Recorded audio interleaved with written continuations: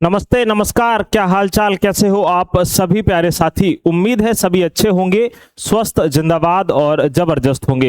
प्यारे साथी, आज आपके लिए जो डेली सेशन चलता था मॉर्निंग में डेली करंट अफेयर्स का, तो वो 3 दिन तक, यानी अगर हम बात करते हैं 4 दिन तक आपको हम क्या कराएंगे, आप कहोगे जो टॉपिक वाइज करंट अफेयर्स होगी, जैसे महत्वपूर्ण नियुक्तियां हैं, अंतरराष्ट्रीय के बारे में है, अवार्ड के बारे में है, खेल के बारे में है, ये महत्वपूर्ण आपको प्यारे भैया जी हम करवाने वाले हैं। और आप सभी लोग इस सेशन में जरूर जुड़िएगा। और जो डेली वाली करंट अफेयर्स है वो आपको वीक में संडे वाले दिन पूरी कंप्लीट करवा देंगे, और उसके बाद फिर अपनी डेली वाली चलती रहेगी। ठीक है, चलिए तो शुरुआत करते हैं। आज अगर हम बात करते हैं महत्वपूर्ण नियुक्तियां, तो अभी तक की जो नियुक्तियां हैं और इंपॉर्टेंट हैं वो सारी की सारी आप लोगों को नोट कर लेनी है। आइए शुरुआत करते हैं अपनी बेहतरीन क्लास की। एक बार सेशन को लाइक जरूर कर दीजिए, सुपर टेट के लिए स्पेशल क्लास है ये, याद रखिए। नेक्स्ट है, भारत सरकार ने जनगणना 2027 के लिए किसे अपना ब्रांड एम्बेसडर बनाया है? किसने बनाया है? आप कहोगे भैया जी सुदर्शन पटनायक को। किसको बनाया है? आप कहोगे भैया सुदर्शन पटनायक जी को बनाया गया है। याद रखना, केंद्र सरकार के गृह मंत्रालय ने जो मशहूर रेत कलाकार हैं, याद रखना बहुत ज्यादा फेमस सैंड आर्टिस्ट हैं, और इनको रसिया से एक सम्मान भी मिला हुआ था।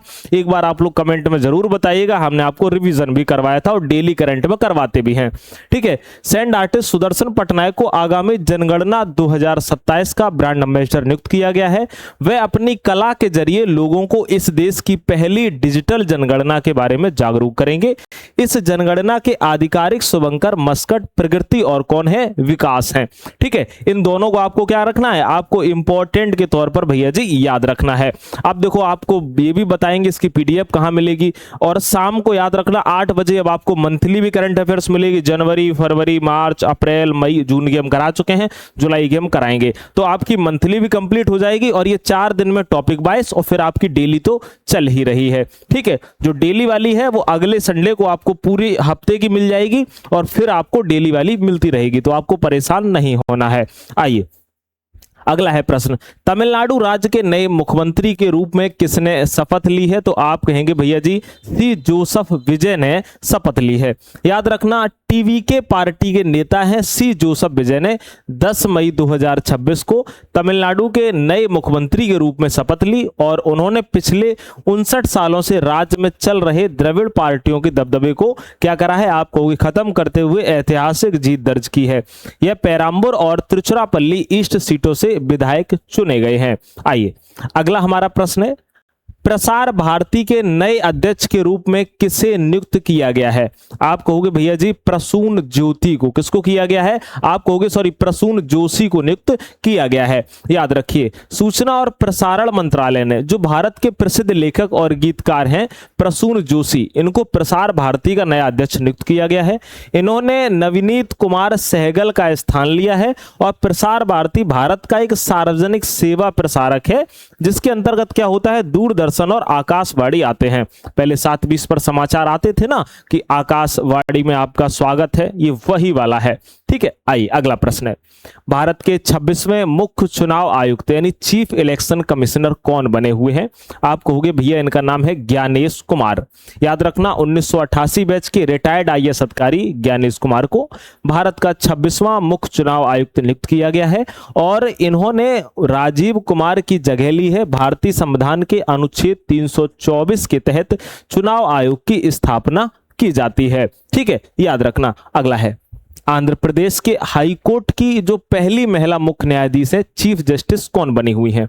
आप कहेंगे इनका नाम है भैया जी, याद रखना, जस्टिस लीसा गिल। क्या नाम है? जस्टिस लीसा गिल आंध्र प्रदेश उच्च न्यायालय की पहली महिला मुख्य न्यायाधीश बनी है।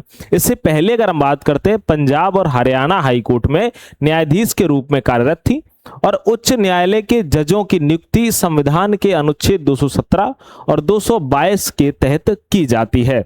आइए अगला हमारा प्रश्न है, भारत के अगले chief of defence staff CDS और नौसेना प्रमुख नेवी चीफ कौन नियुक्त हुए हैं?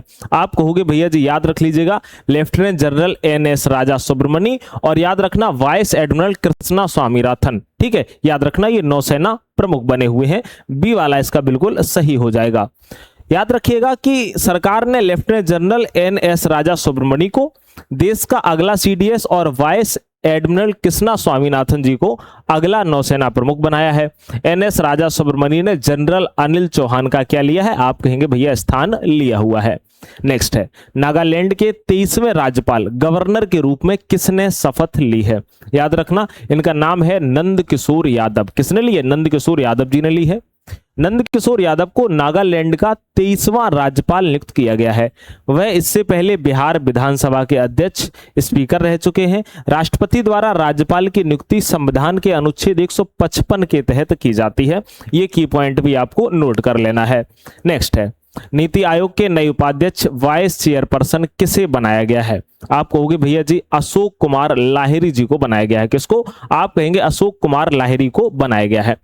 वरिष्ठ अर्थशास्त्री अशोक कुमार लाहिरी को नीति आयोग का नया उपाध्यक्ष नियुक्त किया गया है, जो सुमन के वैरी की जगह लेंगे। नीति आयोग के उपाध्यक्ष की नियुक्ति सीधे प्रधानमंत्री द्वारा की जाती है और उन्हें कैबिनेट मंत्री का क्या होता है, आप कहेंगे भैया दर्जा प्राप्त होता है। ठीक है, अगला है, हम बात करेंगे भाई चालू परमाणु ऊर्जा संयंत्र न्यूक्लियर पावर प्लांट की प्रमुख बनने वाली भारत की पहली महिला कौन है, आप कहोगे इनका नाम है आर.एस. नचम्मई। क्या नाम है, आर.एस. नचम्मई। आर.एस. नचम्मई भारत के किसी कार्यरत परमाणु ऊर्जा संयंत्र की पहली महिला चीफ सुपरिटेंडेंट बनी है। उन्हें NPCIL यानी nuclear power corporation of India limited के तहत नियुक्त किया गया है। भारत का लक्ष्य 2047 तक 100 गीगावाट परमाणु ऊर्जा क्षमता को हासिल करना है। आइए अगला है, भारतीय रिजर्व बैंक RBI के नए डिप्टी गवर्नर कौन नियुक्त हुए हैं, याद रखना आप कहेंगे भैया इनका नाम है रोहित जैन जी। कौन हुए हैं, रोहित जैन हुए हैं। केंद्र सरकार ने रोहित जैन को भारतीय रिजर्व बैंक का नया डिप्टी गवर्नर बनाया है। उनकी यह नियुक्ति 3 वर्ष के लिए की गई है और उन्होंने टी रविशंकर का स्थान लिया है। वर्तमान में RBI में याद रखना कुल 4 डिप्टी गवर्नर हैं। कितने हैं, आप कहेंगे 4 हैं।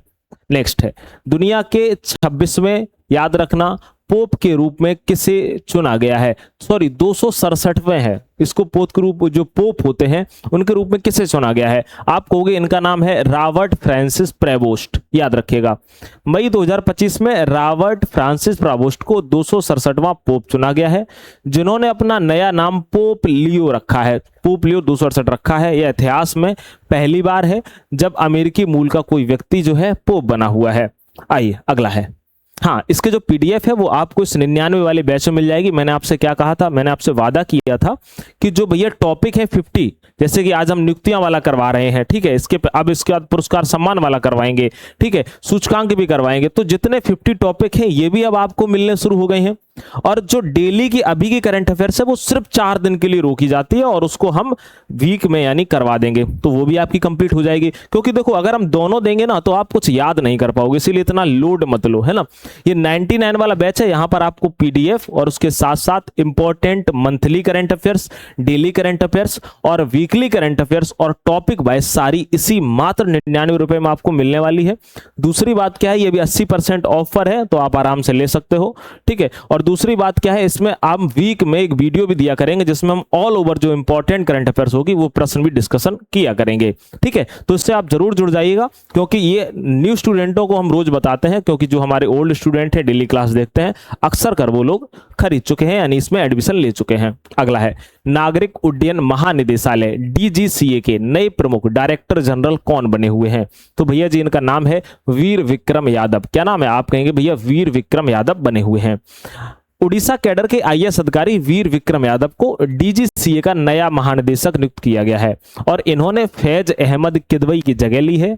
DGCA भारत में नागरिक उड्डयन क्षेत्र को रेगुलेट करने वाली मुख्य संस्था है, ठीक है, याद रखना। अगला है, जुलाई 2025 में खुफिया एजेंसी रॉ का नया प्रमुख किसे नियुक्त किया गया है, तो आप कहेंगे भैया जी पराग जैन को नियुक्त किया गया था। याद रखना, वरिष्ठ IPS अधिकारी पराग जैन को रॉ यानी रिसर्च एंड एनालिसिस विंग का नया चीफ नियुक्त किया गया है और इन्होंने रवि सिन्हा का स्थान लिया है। इससे पहले वे रॉ की तकनीकी शाखा और ARC के प्रमुख थे, ठीक है। आइए अगला है, राष्ट्रीय आपदा प्रतिक्रिया बल NDRF के महानिदेशक के रूप में किसका कार्यकाल बढ़ाया गया है, तो आप कहेंगे भैया पीयूष आनंद जी का कार्यकाल क्या कर दिया है, आप कहोगे भैया बढ़ा दिया है। 1991 बैच के IPS अधिकारी हैं पीयूष आनंद, इनका कार्यकाल 30 मार्च 2027 तक के लिए बढ़ा दिया गया है और यह पहले CISF में स्पेशल डायरेक्टर जनरल के पद पर तैनात थे, ठीक है, याद रखिए। अगला है वर्ष 2025 और 2028 के लिए international institute of administrative sciences का अध्यक्ष किस देश को नियुक्त किया गया है? एक बार फटाक से इसका आप लोग क्या करेंगे भाई, कमेंट में आंसर जरूर बताएंगे, क्योंकि आपको हमने बताया हुआ था कहां का है। तो देखो सीधी सी बात है, इंडिया का है। इतिहास में पहली बार भारत को IAIS का अध्यक्ष चुना गया है। इस मंच पर भारत का प्रतिनिधित्व डॉक्टर श्रीनिवास करेंगे और IAIS मुख्यालय ब्रुसेल्स कहां पर? बेल्जियम में स्थित है। नेक्स्ट है, बात करते हैं इसरो के नए अध्यक्ष के रूप में वी नारायणन को नियुक्त किया गया है। उन्होंने किसका स्थान लिया है? तो नए अध्यक्ष वी नारायणन है, और याद रखना इन्होंने जो स्थान लिया है वो एस सोमनाथ जी का स्थान लिया हुआ है।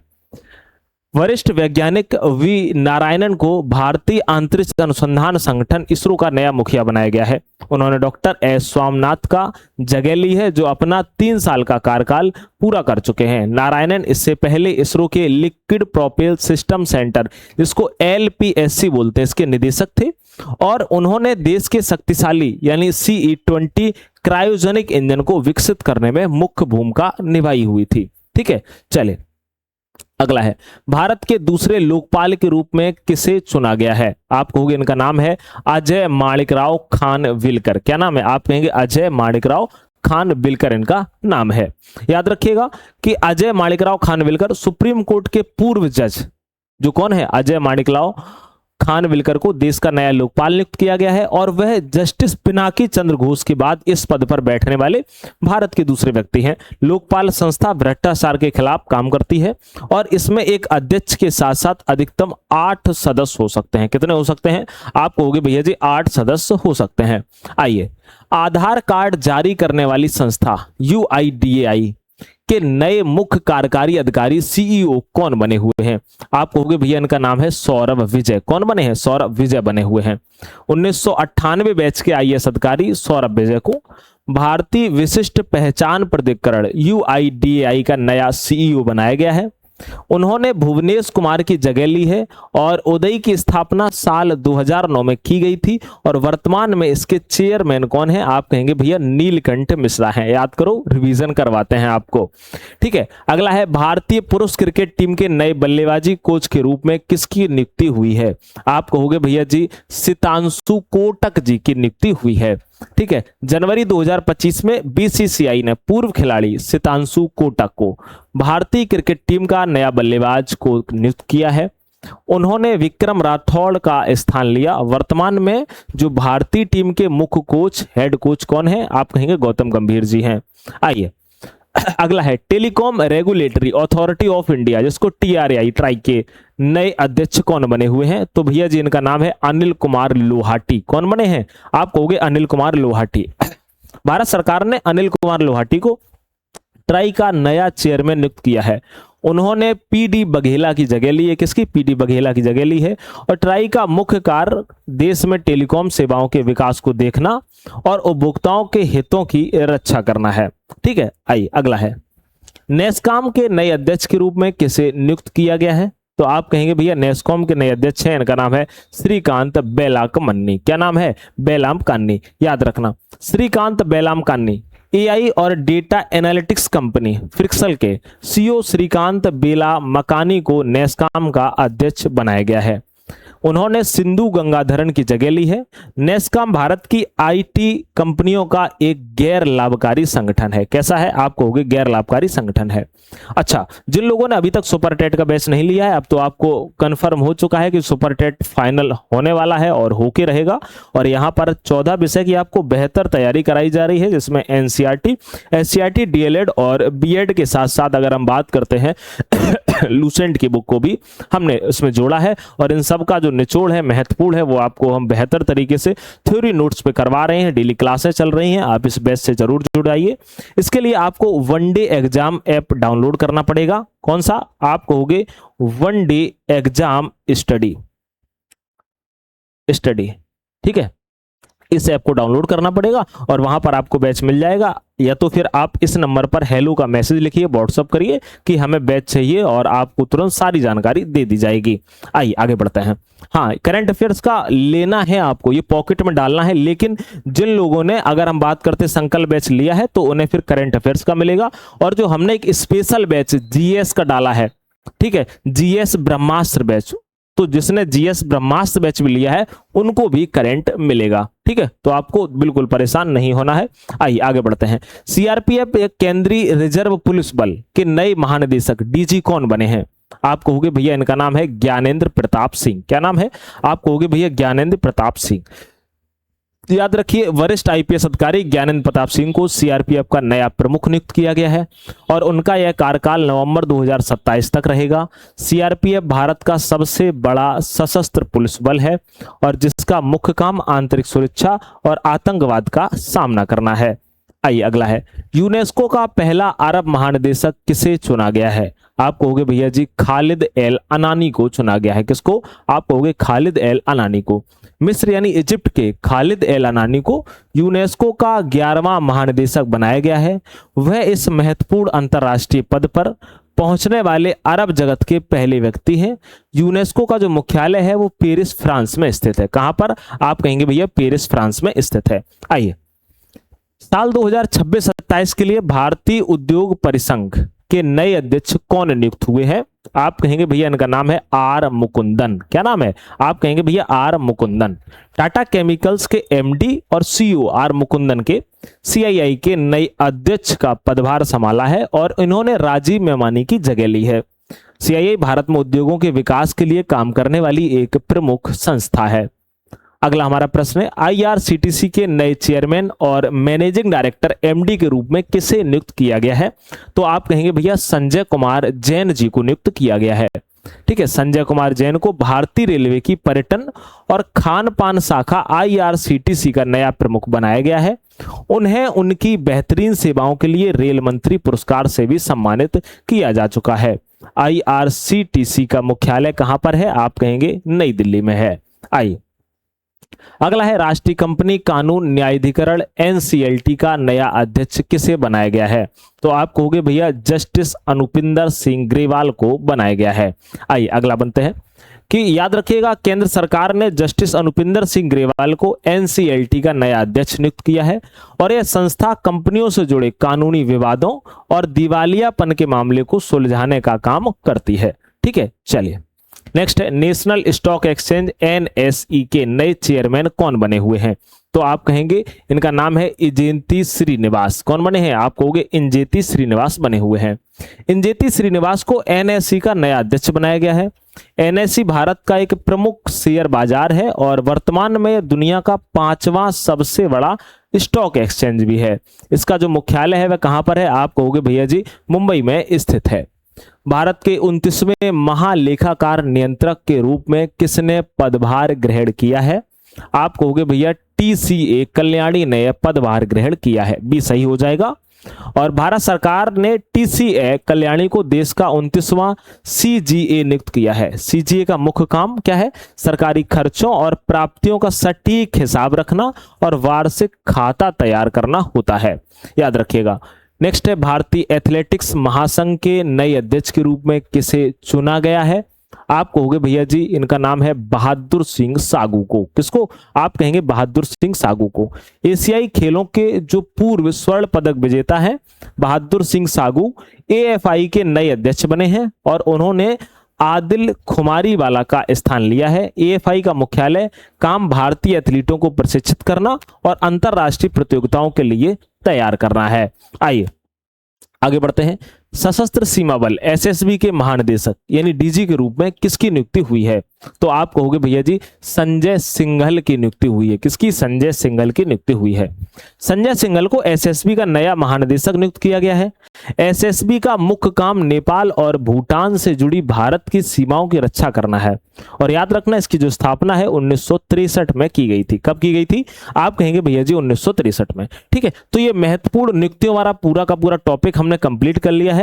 नेक्स्ट क्लास में हम अगला टॉपिक लेकर के आएंगे। 4 से 5 दिन आपकी टॉपिक वाइज चलेगी, तब तक आपकी डेली वाली होल्ड रहेगी और वो आपको वीक में यानी हफ्ता में पूरी कंप्लीट मिल जाएगी और फिर आपकी डेली करंट अफेयर्स चलती रहेगी। तो प्लीज कॉलिंग टीम को परेशान मत करें और जो लोग 99 वाले बैच में जुड़े हैं तो उनको पीडीएफ मिल जाएगी। आप बढ़िया से भैया रिवीजन करते रहिए और अच्छी तरीके से आप रिवीजन करते रहिए। एक बार सभी प्यारे साथी बताएंगे कि आपको वीडियो कैसी लगी है। उम्मीद है आपको वीडियो अच्छी लगी होगी। मुलाकात हम अगली क्लास में करेंगे। अपना ख्याल रखिए, स्वस्थ रहिए, मस्त रहिए। नमस्कार।